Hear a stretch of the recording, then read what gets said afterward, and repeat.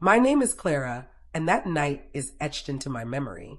The restaurant shimmered under crystal chandeliers, laughter echoing against marble walls. Waiters weaved through tables carrying champagne flutes while cameras flashed on my sister. Kate was dazzling, of course, wrapped in silk and soaking in the praise. Then Mom stood, glass raised, eyes gleaming with pride. To Kate, she announced, the daughter she was truly proud of. Applause erupted, forks clattering, relatives smiling at the golden child. I froze, my smile thin, hands trembling beneath the table. When dessert arrived, a waiter slid a leather folder toward me. The bill, nearly $2,000, stared back like a slap. Mom leaned in, her words sharp as knives. Go on, Clara. Pay it. And in that instant, humiliation blazed hotter than the candle flames. That bill wasn't about money. It was about my position in this family. Growing up, I learned early that my place was always second. Kate was the star, the blonde curls, the effortless smile, the girl who earned applause just for entering a room. Relatives pinched her cheeks, cooing, she's going to break hearts someday. Then they glanced at me, awkwardly adding, Clara's the smart one. It sounded like praise, but it was really a consolation prize. When Kate wanted ballet lessons at 6, my parents enrolled her in the priciest studio without hesitation. When I begged for a science camp that same summer, Mom sighed. Too expensive. You can try the free program at the library. Her recital dress alone cost more than my entire back-to-school wardrobe. I wore hand-me-downs, learning to sew crooked hems myself. The pattern never changed. When Kate needed a new dress for every school dance, she got one. When I needed textbooks for advanced math, I was told to borrow or buy used. She spent afternoons rehearsing. I spent mine bagging groceries to afford a graphing calculator. She was praised for being busy. I was told to be responsible. College only widened the gap. Kate's tuition was fully covered, her apartment paid, a monthly allowance sent like clockwork. I crammed into a tiny apartment with 3 roommates, working nights at a care facility to survive on ramen dinners. She majored in communications, drifting from party to party, posting photos in designer clothes. I studied nursing, logging 80-hour weeks. Yet my achievements barely earned a nod. Whenever I questioned the imbalance, my parents shut me down. Dad would mutter, different kids, different needs. Mom would sigh, cutting, Clara, don't be jealous. It's not attractive. But it wasn't jealousy, it was exhaustion. The exhaustion of being invisible while giving everything, of watching one sister celebrated simply for existing while I fought for scraps of recognition. That night in the restaurant when Mom lifted her glass, all the quiet injustice boiled over into humiliation I could no longer swallow. Adulthood was supposed to free me from the shadow. I thought moving out, paying my own bills, building my own life would balance the scales. But favoritism has a long reach. When I graduated nursing school, I sent photos of me in cap and gown. My parents didn't come. They were busy driving Kate to Los Angeles for a brand collaboration shoot. Dad texted a flat congrats. Meanwhile, Mom shared on Facebook, so proud of Kate for chasing her dreams. The message couldn't have been clearer. My steady, deliberate path went unnoticed. Her sparkling chaos earned applause. I rented a modest 1-bedroom in Chicago, furnished with thrifted treasures and the plants I nurtured on my balcony. Every single item in that apartment belonged to me, bought with paychecks from 12-hour shifts. From survival, I had built a quiet sense of pride. My scrubs, the grateful nods of patience, my financial independence, those were my trophies. Kate, by contrast, drifted from one emergency to the next. When her rent came due, my parents wired her money. When her car broke down, Dad co-signed solo. When a brand deal collapsed, Mom called me syrupy in tone. Clara, can't you help your sister just this once? That once had become dozens of times. I learned to enforce boundaries, one hesitant no at a time. Still, every refusal tugged at guilt. Family dinners became subtle trials. Would I open my wallet or be labeled selfish again?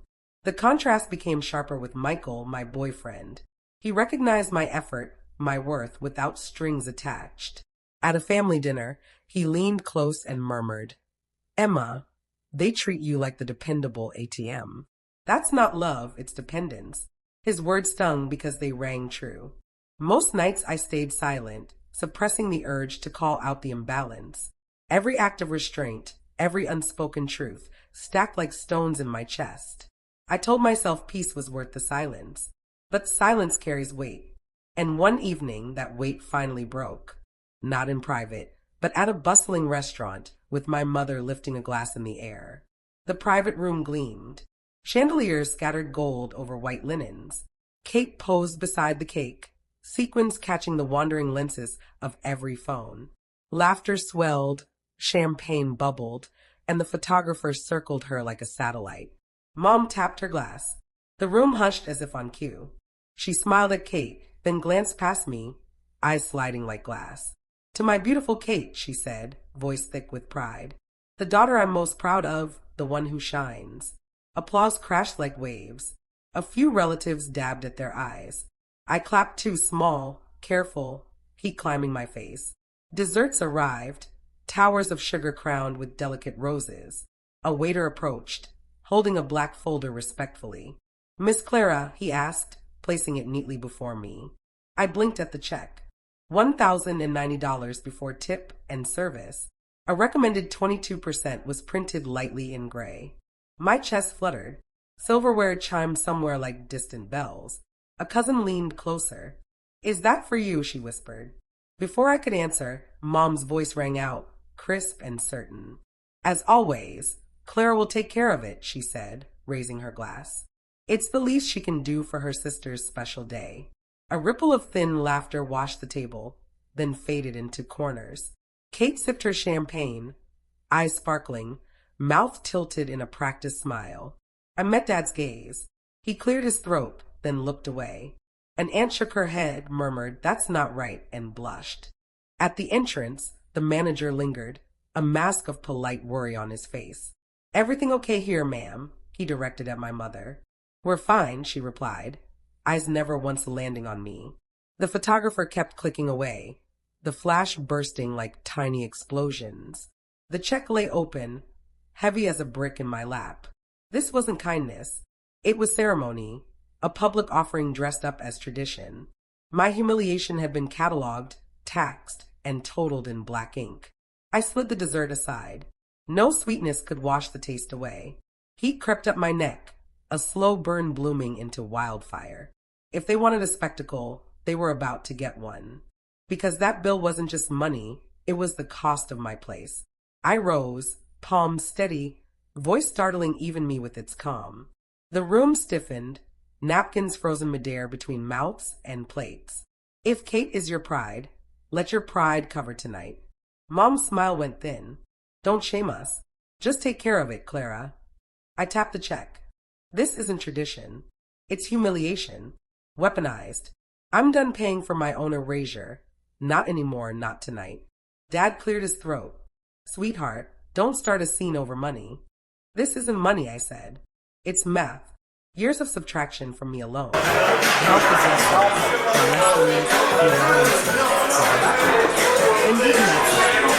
Kate lowered her glass, her eyes glinting. "Why are you being so cruel?" "Calling for fairness isn't cruelty," I replied. "Paying to be diminished is abuse." Mom's chair scraped. "We raised you. You owe this family respect." "Respect goes both ways," I said. Tonight mine came printed, itemized, and announced in public. The manager hovered again. "Would you prefer separate checks?" Mom waved him off. "She'll pay. We're honoring our star tonight." I reached for my wallet, laid out cash for my seltzer, tax, and tip. This covers what I ordered, plus a generous gratuity for the service. I closed the folder and slid it back to my mother. A cousin murmured, "Good for her," before staring hard at the bread basket. Kate's smile faltered. "You're ruining my night." "It's my birthday. Be gracious." "Your night was built on me," I said. "That's been the problem for years." Dad tried again. "Let's keep this calm. Don't escalate." "Calm meant silence," I said. Silence meant paying, nodding, disappearing for years. I turned to Kate. "You're talented, but talent isn't entitlement. If you want the crown, wear the cost too, starting now." Mom hissed, ungrateful. The word snapped like a dry twig in the air. Gratitude without limits is servitude, I said. I'm done performing obedience. The photographer lowered his camera, flash finally still. The manager nodded. We can split it 3 ways instead. No, I said. Charge them. I'm not paying for this. Or better yet, run the card labeled Family Pride for once. A few relatives snorted before hiding behind napkins and glasses. Clara, please don't do this here, Kate whispered. Not now, not to me. I'm doing this here because you did it publicly to me. I inhaled, steadying the tremor trying to betray me. Here's what changes, effective immediately, I said, my voice clear, measured, final. No more surprise checks. No more leftover love. No more exceptions from me. Respect is the ticket in. Without it, the doors close for good.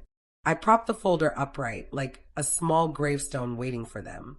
Then I turned, passed the cake, and kept walking straight out. Behind me, chairs scraped, voices tangled, cutlery rang like alarms. Outside, the night air felt honest, cold, and absolutely necessary. I exhaled. I won't purchase love anymore. I'll pay only for my peace from now on. But inside, the story wasn't finished. Not for them and not for me. I walked until the city swallowed the clatter of the restaurant. The cold air steadied me, sharper than champagne and applause. I wasn't the quiet one anymore. I wasn't the one expected to pay. Morning arrived with messages stacked like plates after a feast. Dad called first, his voice low. He should have said something.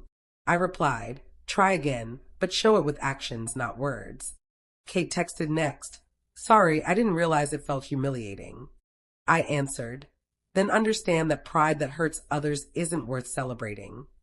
Mom sent silence at first, then a single line, you embarrass me. Respect is the price of admission. Guilt doesn't count. I scheduled therapy, circling appointments like stitches closing a wound. Slowly, I learned the difference between being lonely and being at peace. Weeks passed. Boundaries held. Invitations arrived, carefully worded. I responded gently. I'll come, but only if the terms are respectful. No surprise bills, no public digs, no golden child performances. If those lines are crossed, I'll leave. Dad met me for coffee, hands folded, apology steady. I believed him because he wanted to know how to change. Start by noticing, I said, then say it out loud. Kate came over, no cameras, hair messy, voice softer than usual. She admitted the spotlight had hidden costs she never had to bear. We planned smaller birthdays, shared receipts, split checks without drama. Mom lingered at the edges, orbiting old habits like gravity. Maybe she'll step closer. Maybe not. I can wait. My life isn't a payment plan for someone else's story. If you've lived under favoritism, disguised as love, I see you. You can love family and still refuse unfair terms. Boundaries aren't revenge. They're the instructions for healthy relationships. Have you faced this? Share in the comments below. If you've been through it, you're never alone. Subscribe for more true stories about courage, boundaries, and becoming.